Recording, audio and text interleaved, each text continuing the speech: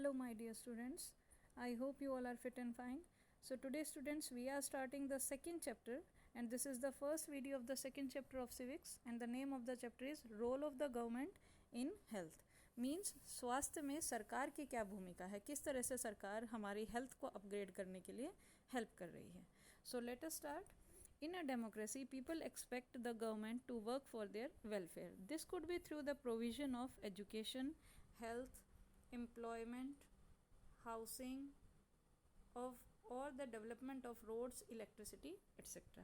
तो बेटे हमें पता है कि आप सबको पता है कि हम एक डेमोक्रेटिक कंट्री में रहते हैं.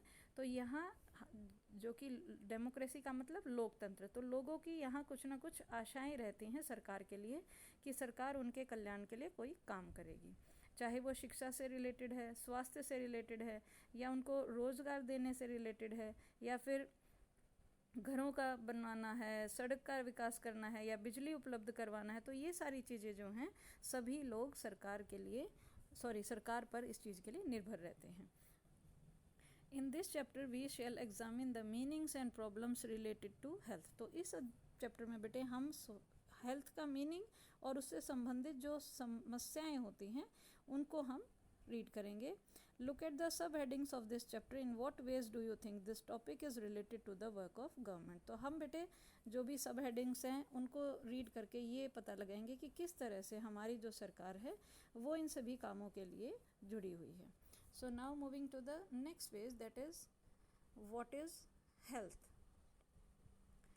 So we can think of health in many ways. Health means our ability to remain free of illness and injuries. तो बेटे स्वास्थ्य का मीनिंग क्या है कि जब हम बीमारियों से या चोट वगैरह से मुक्त रहते हैं, तो इसका मतलब क्या होता है कि हम हेल्दी हैं, हम स्वस्थ हैं. But health isn't only about disease. You may have associated only some of the situations in the above collage with health. तो बेटे यहाँ पे हम वैसे तो बोलते हैं कि हम हेल्थ का मतलब क्या है कि जब अगर हमें बीमारी नहीं है या हमें चोट नहीं लगी हुई है, लेकिन बेटे जो हेल्थ का मतलब है वो सिर्फ बीमारियों से जुड़ा हुआ नहीं है, बल्कि हमें ये भी चेक करना है कि वो बीमारी आती कहाँ से है. हमें वो सभी रास्ते भी बंद करने की ज़रूरत है. तो ऊपर आपने ये जो कोलाज देखा होगा, ये आप यहाँ पे भी पिक्चर्स देख रहे हैं, फर्स्ट पेज के ऊपर भी आपने पिक्चर्स देखी. तो ये सभी पिक्चर्स क्या दिखा रही हैं कि कहीं ना कहीं जो हमारी हेल्थ है वो बाकी चीज़ों से भी जुड़ी हुई है, कि जो पीने का पानी है वो साफ़ होना चाहिए, जो रहने की जगह है वो साफ़ होनी चाहिए, जो चीज़ें हम खाते हैं वो सभी भी काफ़ी हाइजीनिक होनी चाहिए. तो इन सभी चीज़ों को इसमें दिखाया गया है. जब सब बहुत सारी पिक्चर्स को एक जगह पे प्रिंट कर देते हैं तो उसे हम कोलाज बोलते हैं. You may have associated only some situations in the above collage with health. तो हालांकि बेटे जो ऊपर हमने पिक्चर्स अभी देखी हैं आपको लगता होगा कि ये तो हेल्थ से जुड़ी हुई नहीं है, लेकिन what we often ignore is the fact that each of the above situations is related to health. जितने भी ऊपर सिचुएशंस हमने देखी वो सभी हेल्थ से जुड़ी हुई हैं. अगर हमारे आसपास का एरिया ठीक से साफ़ नहीं है तो भी हम बीमार हो सकते हैं, पीने का पानी ठीक नहीं है तो भी हम बीमार हो सकते हैं, अगर खाना बनाते टाइम अगर हम साफ़ सफाई नहीं रखते हैं तो भी हम बीमार हो सकते हैं. तो ये सभी चीज़ें हम पे इफ़ेक्ट करती हैं.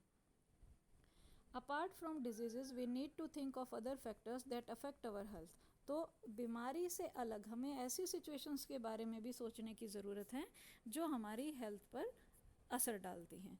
For example, if people get clean drinking water और a pollution free environment they are likely to be healthy. अगर लोगों को साफ़ पीने का पानी मिल जाए और प्रदूषण से मुक्त उन्हें एनवायरनमेंट मिल जाए तो वो हेल्दी रह सकते हैं.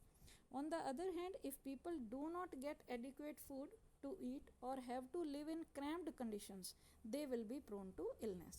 तो बेटे एक तरफ जहाँ हमने ये देखा अगर साफ़ पानी मिले और एनवायरनमेंट साफ़ मिले तो लोग हेल्दी रह सकते हैं, तो दूसरी ओर अगर लोगों को ढंग का खाना ना मिले या पर्याप्त भोजन ना मिले जिससे वो भरपेट भोजन ना मिले उनको, और या फिर वो ऐसी घुटन भरी कंडीशंस में रहते हों, जैसे आपने देखा हो ये झोपड़पट्टी होती हैं, झुग्गी झोपड़ी होती हैं, ऐसी कंडीशंस में रहेंगे तो वो बीमार पड़ने की संभावनाएं उनकी ज़्यादा होती हैं. So all of us would like to be active and in good spirits in whatever we may be doing. तो हम सब ये चाहते हैं बेटे कि जब जो भी हम काम कर रहे हैं उसको बड़ा हम एक्टिव तरीके से करें, चुस्ती से करें और ऊंचे मनोबल के साथ उसको करें. It isn't healthy to be dull, inactive, anxious or scared for long stretches of time. तो सुस्त रहना या चिंताग्रस्त रहना किसी बात के लिए, या फिर हम इनएक्टिव रहें, लंबे समय तक हम डरे सहमे रहे, तो ये कहीं ना कहीं हमारे स्वस्थ जीवन के लक्षण नहीं हैं. We all need to be without mental strain. हम सभी को जो मानसिक तनाव होता है उससे दूर रहने की ज़रूरत है. All of these various aspects of our lives are a part of health. तो ये जितने भी पहलू हमने यहाँ पर डिस्कस किए हैं बेटे, मतलब हमें तनाव मुक्त रहना चाहिए, खुश रहना चाहिए, टेंशन फ्री रहना चाहिए, तो ये जितने भी पहलू हमने रीड किए हैं वो कहीं ना कहीं हमारी हेल्थ से जुड़े हुए हैं. Health care in India. तो बेटे अब हम नेक्स्ट पेज पे रीड कर रहे हैं कि भारत में जो हेल्थ केयर है, भारत में जो स्वास्थ्य सेवाएं हैं वो कितनी प्रोवाइड की जाती हैं, वो हम रीड कर रहे हैं. Let us examine some of the aspects of healthcare in India. Compare and contrast the situations expressed in the first and second column. तो बेटे यहाँ पे हम ये देखते हैं कि किस तरह से फर्स्ट और सेकंड दो कॉलम दे रखे हैं यहाँ पे, तो कौन कौन सी स्वास्थ्य सेवाएं हमें दी जाती हैं और उनका क्या इफ़ेक्ट है वो हम इसमें रीड करने वाले हैं. तो यहाँ पे बेटे लेफ़्ट साइड में जो फर्स्ट पैराग्राफ दे रखा है उसमें आप देख सकते हैं, ये वाला जो पैराग्राफ है, कि इंडिया जो है वो सब भारत संसार में, वर्ल्ड में सबसे ज़्यादा जो मेडिकल कॉलेज हैं वो इंडिया में हैं और यहाँ पे सबसे ज़्यादा डॉक्टर्स भी प्रोड्यूस किए जाते हैं. लगभग हर साल 15,000 डॉक्टर्स यहाँ पे डॉक्टर्स बनते हैं. अब राइट साइड पे अगर आप नोटिस करें तो इसका दूसरी बात क्या बता रखी है कि ज़्यादातर जो डॉक्टर्स हैं वो अर्बन एरियाज़ में बसना अच्छा लगता है उनको, मतलब गांव में जाके काम करना किसी को अच्छा नहीं लगता. तो इस वजह से जितने भी गांव में रहने वाले जो लोग हैं उनको डॉक्टर तक पहुंचने के लिए बहुत लंबा सफ़र तय करना पड़ता है और जो गांव के एरियाज़ में जो जनसंख्या है उसके मुकाबले डॉक्टर्स की संख्या बहुत ज़्यादा कम है. अब सेकंड पैराग्राफ में बताया गया है कि जो हेल्थ केयर फैसिलिटीज़ हैं वो धीरे धीरे बढ़ती जा रही हैं. 1950 में 2717 अस्पताल थे, लेकिन वो धीरे धीरे बढ़ते बढ़ते 2000 तक 18,218 हॉस्पिटल्स हो चुके हैं. अब इसी का इफ़ेक्ट हम क्या देखते हैं, राइट साइड पे बता रखा है कि इतने हॉस्पिटल्स होने के बावजूद भी भारत में लगभग 5 लाख लोग हर साल टीबी से मर जाते हैं. तो इतनी मेडिकल फैसिलिटीज़ होने के बावजूद भी इतने लोग मर रहे हैं. तो यहाँ पे क्या बताया कि मलेरिया की वजह से भी हर साल लगभग 20 लाख जो मामले हैं उनको रिपोर्ट किया जाता है और वो कम भी नहीं हो रही हैं. तो क्या मीनिंग आ रहा है कि हेल्थ केयर फैसिलिटीज़ तो काफ़ी हैं लेकिन फिर भी जो बीमारियां हैं वो कंट्रोल नहीं हो रही हैं, कुछ ना कुछ तो कमी रह रही है. अब थर्ड पॉइंट यहाँ पे दिया गया है कि इंडिया में जो मेडिकल टूरिस्ट हैं वो भी आते हैं दूसरी कंट्रीज़ से यहाँ पर इलाज कराने. शायद आपने एम्स जो दिल्ली में हॉस्पिटल है उसके बारे में सुना हो, तो वो ट्रीटमेंट के लिए आते हैं क्योंकि ये जो हॉस्पिटल्स हैं वो वर्ल्ड के बेस्ट हॉस्पिटल्स के साथ कंपेयर किए जाते हैं. और दूसरी ही तरफ अगर हम चेक करें तो यहाँ पर जो ज़्यादातर जो बीमारी हैं वो किस लिए हैं, क्योंकि हमें साफ़ पीने का पानी भी प्रोवाइड नहीं किया जाता है. 21% जो बीमारियाँ हैं वो कौन सी हैं, कम्युनिकेबल डिजीज़, जो कि पानी की वजह से हुई हैं. ऐसे कम्युनिकेबल डिजीज़ वो होती हैं बेटे जो एक पर्सन से दूसरे पर्सन में मूव हो जाती हैं या लग जाती हैं, जैसे डायरिया, वॉर्म्स, हेपेटाइटिस मतलब हैजा होना, पेट के कीड़े होना, हेपेटाइटिस होना. इस तरह की जो डिजीज़ हैं वो वाटर बॉर्न डिजीज़ हैं, पानी की वजह से. अगर साफ़ पीने का पानी नहीं मिलेगा तो ऐसी बीमारियां होंगी. लास्ट में दे रखा है कि इंडिया जो है थर्ड लार्जेस्ट प्रोड्यूसर है मेडिसिन्स का, दवाइयों का, और सबसे ज़्यादा एक्सपोर्ट भी ये करता है. ऐसे ही यहाँ पे फोर्थ पॉइंट पे दे रखा है कि आधे से ज़्यादा जो बच्चे हैं उनको खाने के लिए पर्याप्त भोजन नहीं मिलता है और वो कुपोषण के शिकार हो जाते हैं. तो बेटे लेफ़्ट साइड में हम देख सकते हैं कि हमारा जो देश है वो कितनी तरक्की कर रहा है और राइट साइड पे हम देख सकते हैं कि इतनी तरक्की होने के बावजूद भी कोई भी फैसिलिटी यहाँ के लोगों को नहीं मिल रही है. चलिए नीचे आते हैं. In order to prevent and treat illnesses, we need appropriate health care facilities such as health centers, hospitals, laboratories for testing, ambulance services, blood banks etc. तो बेटे जो भी बीमारियां हैं उनके बचाव के लिए और उनके उपचार के लिए हमें बहुत सारी स्वास्थ्य सेवाएं चाहिए होती हैं, जैसे कि जो हेल्थ सेंटर्स हैं, हॉस्पिटल्स हैं, लेबोरेटरीज़ हैं टेस्ट करने के लिए, एम्बुलेंस सर्विसेज हैं, ब्लड बैंक्स हैं, ये सभी सुविधाएं देने की ज़रूरत है। जितने भी मरीज़ हैं उनको ये सभी आवश्यक सेवा और देखभाल उपलब्ध कराना सरकार का काम है, तो ये सभी उनको देनी चाहिए। In order to run such facilities we need health workers, nurses, qualified doctors and other health professionals who can advise, diagnose and treat illnesses। तो बेटे ऐसी जो स्वास्थ्य सेवाएं, स्वास्थ्य केंद्र हैं जैसे हॉस्पिटल्स हैं या आंगनवाड़ीज़ हैं, तो इन सभी को चलाने के लिए हमें नर्सेज की ज़रूरत है, सेवकों की ज़रूरत है, डॉक्टरों की ज़रूरत है, और तो और जो स्पेशलिस्ट होते हैं उनकी भी ज़रूरत है, जो लोगों को एडवाइस दे सकें, उनके रोग की पहचान कर सकें और उनकी बीमारी को दूर कर सकें। We also need medicines and equipments that are necessary for treating patients.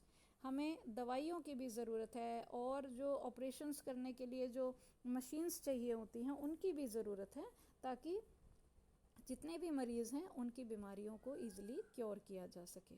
So these facilities are required to take care of us. तो इन सभी फैसिलिटीज़ की ज़रूरत है बेटे भारत में, ताकि जितने भी मरीज़ हैं, जितने भी लोग बीमार हो रहे हैं, उन सभी की बीमारियों को क्योर किया जा सके। Now coming to the next page, India has a large number of doctors, clinics and hospitals. The country also had a considerable experience and knowledge in running a public health care system। तो बेटे वैसे तो भारत में बहुत बड़ी संख्या में doctor भी हैं, दवाखाने भी हैं, हॉस्पिटल्स भी हैं, और जो सार्वजनिक स्वास्थ्य सेवाएं चलाने का जो अनुभव होता है और ज्ञान, वो भी भारत में प्रेजेंट है। मतलब किस तरह से पब्लिक हेल्थ केयर सिस्टम जो है उसको रन करना है। तो ये पब्लिक हेल्थ केयर सिस्टम क्या है बेटे? This is a system of hospitals and health cares run by the government. मतलब ऐसे चिकित्सालय या स्वास्थ्य केंद्र जिनको सरकार चलाती है, तो उनको क्या बोला जाता है? Public health care system. It has the ability to look after the health of a large section of its population scattered over hundreds of thousands of villages। तो बेटे ये जितने भी हमारे पब्लिक हेल्थ सेंटर्स होते हैं वो अपनी जनसंख्या के एक बड़े भाग की देखभाल कर सकते हैं, जो कि सैकड़ों और हज़ारों गांवों में फैली हुई है। We will go in more detail on this later। Moreover, there has been a phenomenal advancement in medical sciences whereby many new technologies and treatment procedures are available in the country। तो हालांकि बेटे हम इस बात पे बाद में पढ़ेंगे, चर्चा करेंगे, लेकिन साथ ही हमारा जो चिकित्सा विज्ञान है, मतलब मेडिकल साइंस जो है, उसमें भी बहुत ज़्यादा प्रोग्रेस भारत ने की है, जिसके चलते देश में इलाज करने की बहुत सारी टेक्निक्स आई हैं, बहुत सारे प्रोसीजर्स फॉलो किए जाने लगे हैं। हर बीमारी का लगभग इलाज भारत में अब पॉसिबल है। However, the second column points out how poor and health situations in our country is। तो बेटे जो ऊपर वाला जो पैराग्राफ हमने ये रीड किया है, इसमें हमने पढ़ा कि भारत जो है वो कितना ज़्यादा डेवलप कर रहा है हेल्थ केयर की फील्ड में। लेकिन सेकंड पैराग्राफ में हम रीड कर रहे हैं कि किस तरह से जो गरीब लोग हैं वो जीवन जी रहे हैं, या उनकी हेल्थ सिचुएशन कैसी है हमारे कंट्री में। With all the above positive developments, we are not able to provide proper health care facilities to people। तो एक तरफ तो हम ये दिखा रहे हैं कि हमारा देश जो है वो कितना ज़्यादा डेवलप कर रहा है, लेकिन दूसरी ओर हम अपने देश की जनता को जो स्वास्थ्य सेवाएं उनको मिलनी चाहिए, हेल्थ फैसिलिटीज़ जो उनको मिलनी चाहिए, वो पूरी तरह से उन्हें प्रोवाइड नहीं करवा पा रहे। This is the paradox, something that is contrary to what we would expect. तो पैराडॉक्स का मतलब क्या है बेटे? कि ये एक ऐसी स्थिति है जो पूरी तरह से अगेंस्ट है।